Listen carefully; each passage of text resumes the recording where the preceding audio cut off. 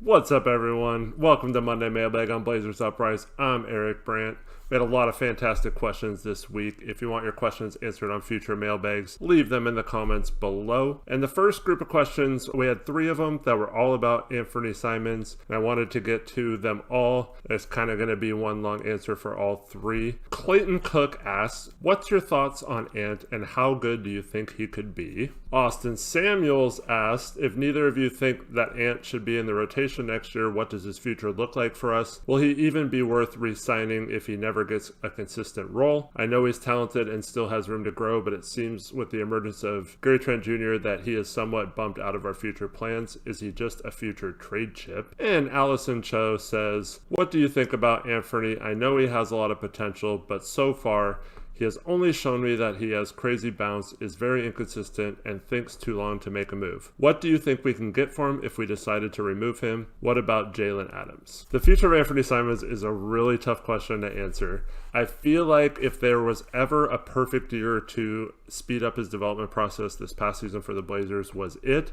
We had a lot of injuries. We weren't expected to do anything major until we got some of those guys back, like a Nurkic. Why not just give Anfernee some minutes, see if we can speed up his development process? It didn't really work out this season. We saw him really struggle in a lot of games, especially shooting the ball. He couldn't really handle the offense that well. His defense still needs a lot of improvement if he's going to become a consistent rotation player. On top of that, you have Dame and CJ, who are mainstays in our starting lineup, so he has no path to actually cracking any further than a backup guard on our team. But all that being said, if he uses this season and the stuff he learned from this season being thrown into the fire like that and uses that to improve his game, he could definitely still be a really good piece in the NBA, and I feel like he still has a lot of potential that if he realizes it, it's not a kind of guy you want to give away for nothing. So I wouldn't trade him this summer when his value is kind of low coming off last season. Last offseason would have been the time to trade him when his value seemed to skyrocket a little bit. But you want to try to see if you can recreate some of that or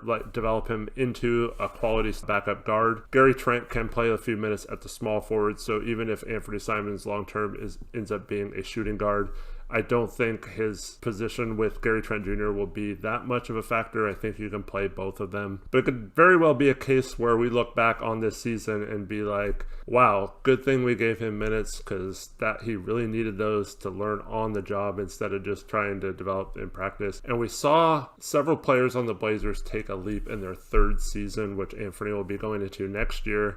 So I wouldn't give up on Anfernee quite yet. I still think he's a quality piece and a good guy to have on your bench as a long-term project. Now, going into next season, we should have a fairly stacked rotation. I don't know if that's going to include Anfernee or not. I think the type of moves we make this summer will be very telling on what they're thinking of Anfernee after this past season. And if they don't bring in another guard or some player that would take minutes away from him and give him a lesser role, then I think they're showing you that they have 100% confidence in Anfernee still and that he will still be the backup point guard or shooting guard or whatever. I know CJ plays with the second unit usually, so it's not really a true point guard that he has to play. But if he's going to succeed long term, I think he does need to take the step as a ball handler. We saw CJ in his 3rd year really blossom as someone who can handle some of that responsibility in the offense, whereas the first 2 seasons, especially in like summer league, it didn't really seem like he was going to be able to handle the extra load of running an offense on top of scoring. So you just got to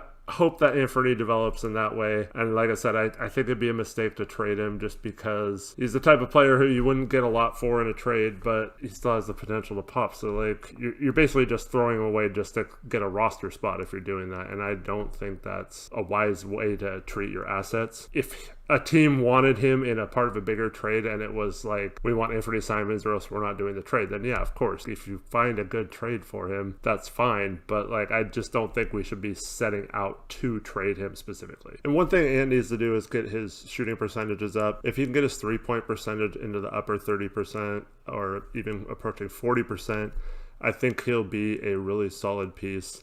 He can help space the floor a little bit. We saw he got hot at times and can hit a bunch of threes in a row. He He does have a nice step back three that he learned from Dame. He's just got to learn to be more consistent and take care of the ball better, run the offense better. It's a lot of responsibility. I've said this several times that Gary Trent Jr. didn't have any of that responsibility. So it's a lot easier to come in and focus on your role when it's just shoot the ball and play defense versus having to shoot the ball, play defense, and also run the offense at times. So Anfernee is trying to learn how to set up an offense and stuff like that. That takes time for a young player, especially one like Anfernee who didn't go to college and learn how to run an offense that way. I think it's going to take another year or two before he's good and ready to play consistent minutes. But at the same time, the Blazers kind of forced him into a role where he is playing consistent minutes. So I don't know. In the bubble, he didn't really play much. He did get a shot to play. I didn't think he played terrible in the bubble. But he's definitely got to work on his game and get much better this offseason. It's a very telling offseason for him. And the other part of Allison's question is about Jalen Adams. I don't expect him to be on the roster next year. We have a pretty full roster if you include the draft picks and whatever we sign the mid-level exception or what we do with our roster there, whether we bring back Melo and Whiteside. I just don't see a spot for Adams, maybe as a two-way guy or possibly as like a training camp invitee that has a chance to make the team. But I just don't see any way of him making the squad or being relevant for the Blazers next year. Allison's second question is, my least favorite players on the Blazers, Biggie, Rio, and Moses Brown just aren't good pieces for a win-now scenario. If Hassan walks, do you think Olshey will look to keep them? Mari Hassani actually has a player option for about $1.9 million, so if he picks that up, Olshey doesn't really have a choice. He can try to trade him, but is probably the type of guy either it's going to have to be a trade that we need his salary to match another salary and the other team doesn't mind taking him, or we'll have to give up a second round pick or cash or some sort of value for another team to warrant taking him on. That means the most likely scenario is that Mari Hassani will be back on the Blazers next year, and there's not much we can do about it. I mean, he'll probably be the 15th guy, hopefully. So I don't think it's going to be that big of a deal. If Mari Hassani is playing in the rotation next year, like I've said in the past, then we're in trouble. So he shouldn't be a part of our 9 or 10-man rotation. If he is, our offseason was a complete disaster, and we're not going to be good next year anyway, so that's not looking good for the long-term future of the Blazers. As for Caleb Swanigan and Moses Brown, I do not expect either of them to be near this roster next season. With Moses Brown, he wasn't even invited to the bubble. It's kind of weird what happened there. We had only 13 people on the roster, and we could have brought up to 17. It was basically free to take him. So I don't know what the mindset was there, like why you wouldn't get him more playing time. And to me, that shows that he's just not part of the plans in the future. I mean, he might be back on a two-way next year, but I think for the most part, that tells you that he won't be back. And then Caleb, I think for sure he's off the team. We need that roster spot, like I just mentioned with Jalen Adams. I just don't think he has enough useful skills for us to warrant bringing him back. I think we can get much better for a reasonable price on the free agent market. But to a little bit of a bigger point there, I do always believe in having developmental pieces on the end of your bench. It's fine to have a good 9 to 10 man rotation, but you also want to have draft picks and young guys on there that have potential to develop, because you never know when one of those guys will pop or improve and stuff like that. And you want to have guys like that on your roster as trade assets, so you're not giving up part of your core when you make trades, and you have valuable pieces. And you can't get that if you're not bringing in guys who have a chance to develop. So I do believe in player development and having like the 11 to 15 guys on a roster being young guys that have potential still, and the ability to develop those guys is really important in my opinion. But thank you for the questions. Next up, we have Juno Reeves, or Juno Reeves. He never tells us how to pronounce it. We always ask him. But anyways, he asks, what if we were to sign Alma Crabbe to a minimum? I think that he could be a Duncan Robinson for us, where he's just running around the perimeter, provided with screens to get open looks. I might be a little biased as I haven't seen any of him since his time here, but I think it's a low-risk, high-reward signing. Since he left the Blazers, Crabbe shot 37.8% in his first 2 seasons with Brooklyn, and then this past season, combined with Minnesota and Atlanta, he shot 30.3%. So not really great shooting from him this last year. I know he's battled some injuries, but he just doesn't seem like he's the same player anymore. I wouldn't sign him back. I'd just rather get a shooter at the draft or a cheap one off free agency. I mean, I wouldn't hate the idea, but I think with the emergence of Gary Trent, we should have Hood coming back from injury. He shot almost 50% from 3 last year. In the games with Portland, Trevor Ariza shot 40%. So we have wings that can shoot the ball. I don't think that's a huge need for us right now. We can always use more shooting, but I'd rather get a 3-and-D type wing rather than someone who can only shoot the ball and doesn't really provide much else for the team. And speaking of Gary Trent, Carter asks, are the Blazers going to be able to re-sign Gary Trent Jr. come next offseason? If not, what could they do to be able to, and do you think it's worth it? This offseason, Gary Trent Jr. can be offered an extension. I don't see that happening. I'm sure Portland will offer him a reasonable contract. Gary Trent Jr. will probably turn that down, thinking that if he breaks out even more next year or has another good year to add on what he showed towards the end of this season, that he will be making a lot of money on the open market. Now, in the offseason of 2021, the Blazers will have his full bird rights and he'll be a restricted free agent. So what that means is the Blazers can sign him for any amount over the cap, and they can also match any offers if he signs with another team, kind of like what Alma Crabbe did with Brooklyn a few years ago. I think Gary Trent Jr. is a lot more useful than the players that signed in 2016, so I'm not really worried about a repeat of that happening because Gary Trent Jr. plays really good defense and he's a lights out shooter. So you want those kind of guys on your roster. I have a feeling the next couple years in the NBA are going to trend towards a little bit more reasonable contracts. I don't think there's going to be a lot of teams overspending for guys like Gary Trent Jr.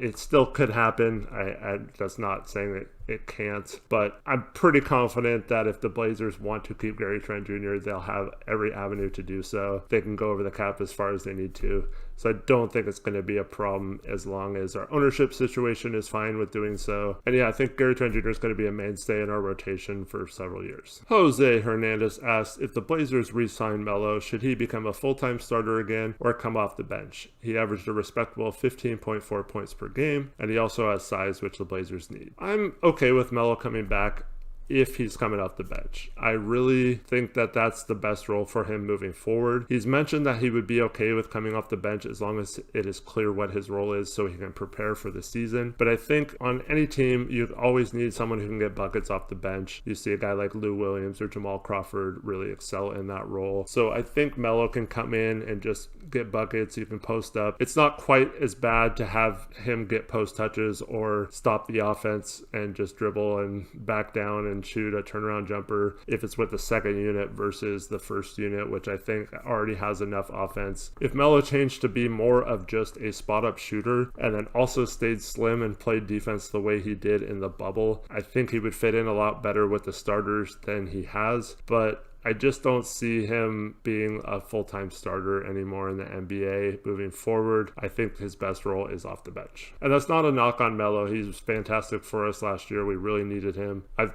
pretty sure the Blazers are going to try and re-sign him, but I'm hoping that unlike this past season, they don't promise him that he'll be the starter and then get stuck having to start him no matter what happens with injuries. But it doesn't really matter who starts to me. It matters who finishes games. That old cliche. He can still finish games. He hit some clutch shots in the bubble. Almost every game he hit a clutch 3. So I'm not really opposed to him being back. He still can be good in stretches, but that's what's best about coming off bench. You can score in spurts and be effective for short periods of time and still stay fresh for a whole season. So I think at his age, that's best for him.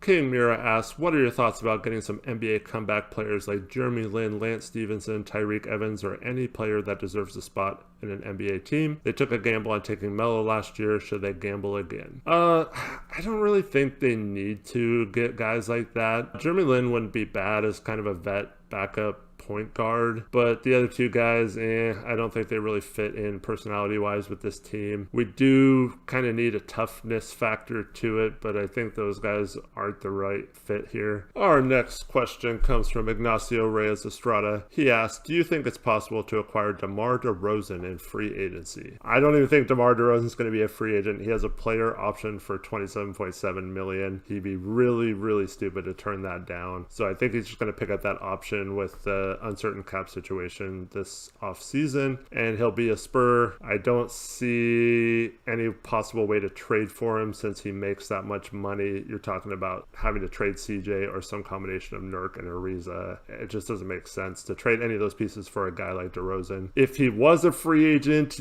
the most we could offer him is the mid-level exception. I don't know if he'd be so happy to play in Portland that he'd be willing to take that. I doubt it. But maybe after another season, get a little older, that he'd be willing to do that. But yeah, maybe in the summer or the offseason of 2021, whenever that happens. But definitely not this offseason because he will stay in San Antonio or be traded. The Brennanator asks, thoughts on trying to get Serge Ibaka this offseason? We could give him a solid contract, but nothing crazy. Would also be a good mentor for Zach. I would absolutely love to get Serge Ibaka on this team. I think he would be one of the most perfect fits out of free agency this offseason. However, Toronto has his full bird rights, meaning they can offer him up to a maximum contract. So with the rumors that Marc Gasol might go back to Spain this offseason, I think they're going to try to re-sign Ibaka and try to keep somewhat of that team intact. But I mean, that would be my first phone call in free agency is to Serge Ibaka.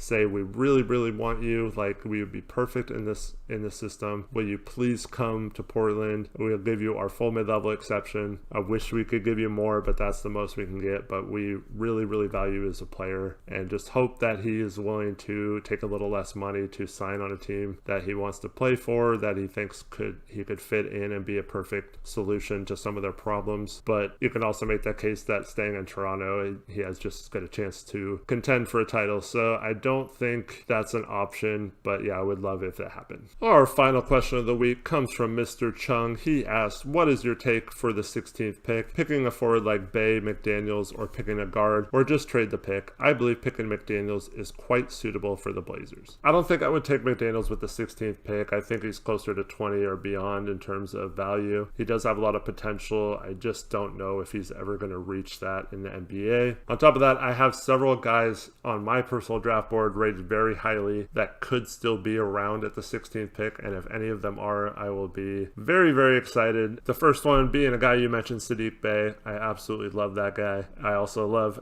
Aaron Nesmith. I think those guys would be absolutely perfect for Portland. If neither of those guys is on the board, I would take a shot at Poku over McDaniels. If all three of those guys are gone, then maybe McDaniels starts to enter in the conversation, but I would not pick him over several other prospects at that range. Speaking of the draft, Tori and I have been working really hard on draft profiles. We're hoping to get to about 60 prospects before the draft. Those are over on our NBA Uprise channel, so make sure you check those out and subscribe to that channel if you're at all interested in the draft. We'll also have other stuff on that channel eventually, but right now we're just focusing on the draft since it's coming up on November 18th. We'll have a live stream that day during the draft talking about each pick and what their fit is and all that kind of stuff. I really look forward to those streams, so please check it out if you're at all interested. We'll also be putting a few of the profiles on this channel, Blazers Uprise, some of the prospects that are in the Blazers targeted range or that are interesting to look at from a Blazers perspective. That's going to do it for this episode of Monday Mailbag. If you guys want to interact and answer questions that were in this week's episode, please do so in the comments below. I'll try to respond to some of them and interact with you. It's a lot of fun to get as much interaction as possible. And then, of course, leave your questions for next week as well. Thank you so much for watching. Until next time, peace out. Go Blazers.